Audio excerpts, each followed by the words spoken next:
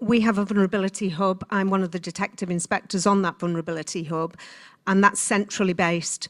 So originally, we cover 4 local authorities, Warrington being one of those. So we have Cheshire West, Cheshire East, Bolton and Warrington. All work very differently, unfortunately. If they did consistency, that would be a lot easier. So originally we had referral units in each area. However, due to resources and demand, we had to centralise. So everyone is in one area on the vulnerability hub. But obviously we want to be committed to projects such as the Pathfinder and maintaining and building relationships with social services, whether that be adults or children's. So the journey that we've had with the Pathfinder was quite early on. We've been involved in the journey from the beginning, really, and towards the end with the tasking and finishing groups, and obviously leading on to the MAC PTs.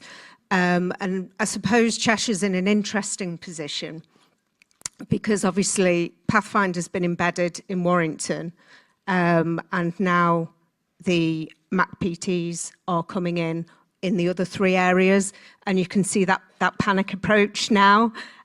So we are kind of back where we were with Warrington some time ago, and we're just coming into that space now with the other 3 local authorities. So I had a conversation with Alex earlier on just how useful it would be to use their experiences with the other 3 local authorities to provide them some support when they are putting their structure together and working systems, because ideally, as the Detective Chief Inspector from GMP said, if we can get some consistency across the board at the start, then it's going to make things easier for everyone.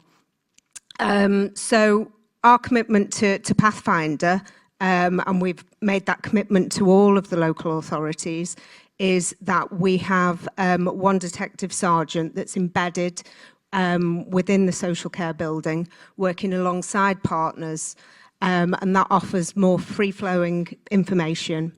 And also they are what's called a triage sergeant. So any requests for strategy discussions for that area will come through them. They'll have the early discussion with the social care manager as to the requirement for that strategy meeting. We've found that we have had a little bit of a decrease in strategy meetings due to that, because we are having strategy meetings when they are really required, whereas sometimes we won't meet in the threshold but still having the meeting.